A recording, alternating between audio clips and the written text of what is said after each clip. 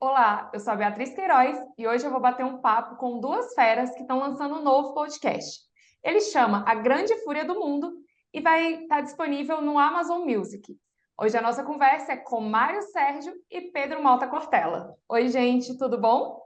Tudo Tudo, bem? e tem de selo, ainda mais que a gente pode partilhar esse tempo e esse momento. É um prazer estar conversando com vocês. Para começar, queria saber aí o que a gente vai encontrar nesse novo podcast.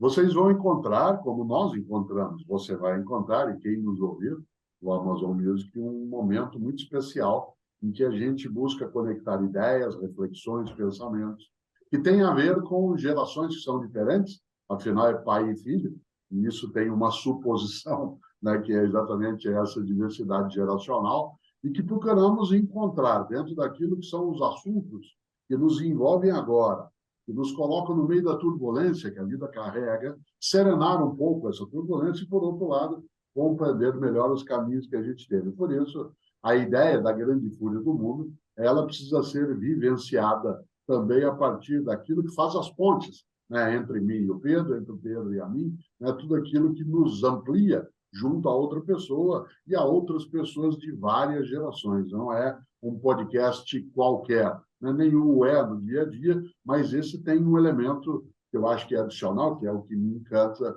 que é o fato de nós tratarmos de ser temas sérios de um modo mais aberto, mais plural e muito mais prazeroso para nós, que a gente quer que seja também, né, para as outras pessoas, né, Pedro? E mais informal, né? Eu acho. Você sabe, o meu pai é alguém muito conhecido no Brasil e muito importante para muitas pessoas, com seus livros, com o conteúdo que ele tem no mundo digital. E uma das perguntas que eu mais ouço sendo filho dele é como é ser filho do Cortella, né? Como é ser filho do professor? Vocês ficam discutindo filosofia no café da manhã. Na verdade, não é bem assim, mas isso mostra que as pessoas têm uma vontade de ter uma conversa informal com meu pai, e meio que é isso que eu quis trazer ao propor esse podcast para ele, para que as pessoas tivessem sim a chance de ver ele um pouco mais desmontado, assim, sabe? Fora do palco, fora de uma entrevista de televisão ou de rádio. E eu acho que a gente consegue isso. É difícil porque eu também sou jornalista, então às vezes eu fico na postura de jornalista, ele às vezes fica na postura de professor, e o podcast cresce quando a gente tem mesmo o diálogo entre pai e filho, que é justamente o que a gente quer promover e estimular nas pessoas, principalmente nesse momento em que as relações estão meio fraturadas, né, entre as gerações. Entendi. E aí, Pedro, eu confesso que eu fiquei curiosa também. Eu já dei uma espiadinha no primeiro episódio Uhum. e queria saber como que foi para você crescer sendo filho do Mário Sérgio Cortella, assim, como que Ah, isso impactou na sua vida? ah, a pergunta que é justamente um dos motes do episódio. Eu sempre digo, eu não tenho distanciamento dele para um ídolo, assim, né? Como os fãs têm. Ele é o meu pai. Ele é próximo, ele é meu pai que me dá puxão de orelha, que me critica, que me elogia muito, que me ajudou a me formar. Então, a relação é muito próxima. A pergunta eu sempre devolvo, cara, é como foi ser filho do seu pai? É a mesma coisa, a única coisa é que o meu é muito conhecido, assim, e ele trabalha com filosofia, o seu trabalha com marcenaria, o seu trabalha com advocacia. A relação entre pai e filho, ela não muda, ela é a mesma, assim, existe uma admiração, mas não existe idolatria, né? Eu sei que o meu pai é muito menos perfeito do que aparece nas redes sociais. Normalmente, assim como ele me conhece também por inteiro, que não é a perfeição que eu exponho nas redes sociais. Então, assim, existe esse papo do mundo digital que está muito ligado, assim, e existe um pouco da desconstrução. Não é da gente trazer nossos problemas, não é uma sessão de terapia só, mas é um passo além dentro da nossa cabeça, da forma como a gente se enxerga e interage nesse mundo. O podcast. Ser filho de um filósofo tem pontos positivos e pontos negativos, se você quiser uma resposta mais direta. Mas os pontos positivos eu acho que eu consegui aproveitar bem ao longo da vida, sabe? É ou não é, o professor Cortella? É, sim, claro. Uma das coisas que é um ônus até, Beatriz, para quem é filho de alguém da área de filosofia, é que nunca as perguntas são tão fáceis e nem as respostas. É uma das coisas que a frase, quando perguntado por algo, se o Pedro ou outros filhos dissessem, porque sim, claro que você já ouviu adultos dizer porque sim não é resposta. Mas no caso da filosofia, porque sim é menos ainda a resposta. Né? Porque se respondido porque sim, eu digo porque sim o quê? O que você entende por porquê? Embora a gente não passasse, nem passe o café da manhã discutindo Nietzsche, né, discutindo Rousseau, ainda assim os temas entram, né, no dia a dia, evidentemente, que é essa intimidade que o Pedro mostra, que alguém que não tem a mim como seu ídolo perfeito, não deveria ser, porque não o há, mas há uma coisa que é concreta. Por nós nos sabermos, a conversa na Grande Fúria do Mundo não é sobre questões da nossa família, é sobre questões de gente a partir de duas pessoas que são da mesma família, de gerações diferentes, e que têm uma percepção sobre as coisas que muitas vezes coincide, em outras não. Por isso, mais do que tudo, mais do que familiar, é uma conversa amigável. Há uma amizade entre Pedro e, portanto, essa amizade, ela conduz a conversa. Mas ele, nos episódios, como ele é quem coordena, o papo, ele não aliviou mesmo. Em vários momentos eu fiquei, para usar um termo da minha geração, esnucado. E aí eu queria aproveitar que a gente está falando assim sobre um outro lado de Mário Sérgio Cortella e saber um pouco mais assim, quem é o Mário Sérgio na vida privada? O que você gosta de fazer? O que está longe do que a gente conhece aqui? De maneira geral, eu tenho nas redes sociais, que aliás é o Pedro, né, que desde muito tempo é quem tem a responsabilidade, a autoria, a criação de colocá-lo. Há 5 anos eu não tinha essa condição. Hoje são mais de 20 milhões de pessoas que estão conectadas, usando aí o título seguidores. De maneira geral, não há nada nas redes que venha da vida familiar íntima.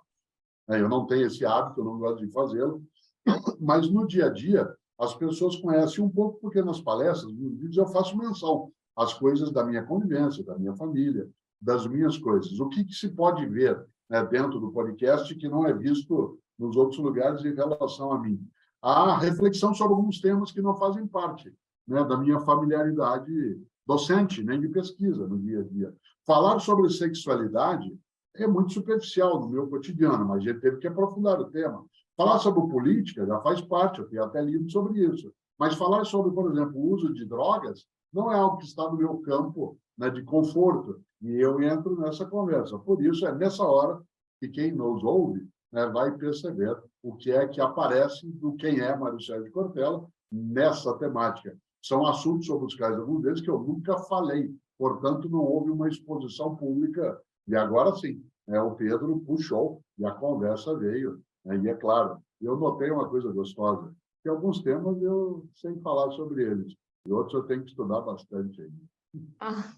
Muito bom. E aí o primeiro episódio ele fala sobre a família, mas eu queria um spoiler. O que mais que a gente vai encontrar? Quais são os temas dos próximos episódios? A gente fez uma seleção bem bacana para tentar abordar tudo que a gente entende que são os temas mais furiosos da nossa atualidade, né? A gente tem um sobre trabalho, né? As mudanças que estão acontecendo no ambiente de trabalho e principalmente ligado ao propósito, né? As pessoas estão perdendo o propósito. Então, assim, como que você conversa com seu pai sobre o seu trabalho? Como que eu tive que colocar ali questões na minha carreira? Ele conta.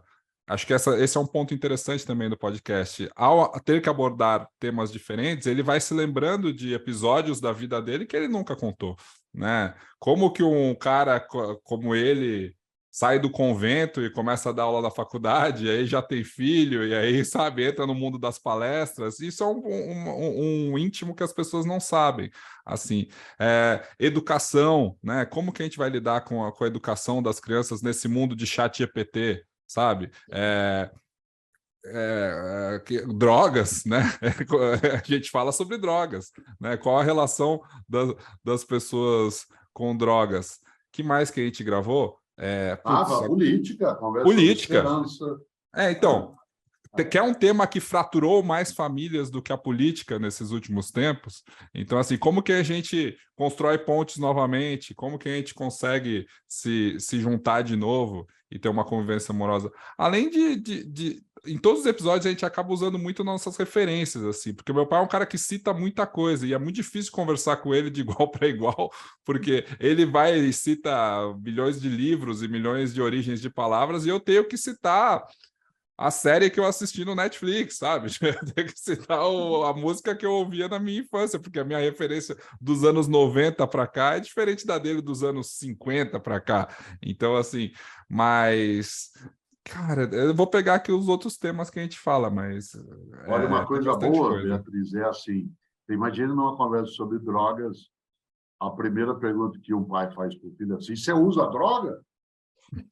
Ele não disse isso, né? Se ele usa ou não, mas isso que eu estou dizendo. Mas num podcast ele devolve a pergunta, por quê? Você não? E aí a gente Esse é um spoiler uma... bom, Isso, começa uma conversa sobre esse tema, né? Portanto, vale demais, né, imaginar que educação, profissão, religião, política, tudo isso recheia, né, um pouco dessa nossa conversa, e é gostoso. E aí, para fechar, eu queria saber, o Pedro falou um pouco sobre como Mário cita 1 milhão de referências e livros, o Pedro já trabalha ali com umas referências mais de cultura pop. Queria saber como que vocês traçaram um equilíbrio para aproximar mais o podcast das pessoas que estão aqui ouvindo e precisam entender o que vocês estão falando. É justamente a partir a conexão ela é gerada a partir dos pontos em que as pessoas se identificam. Então, as pessoas vão se identificar numa conversa de pai e filho, e a gente busca trazer isso a partir da nossa intimidade e nas nossas vivências, das nossas referências. Então, assim, o meu pai, por exemplo, nas coisas que ele cita, apesar de ter coisas que são muito mais antigas, assim, ou que são referências mais antigas, pô, é um cara que tem 2 milhões de seguidores no TikTok, sabe? Citando essas mesmas referências.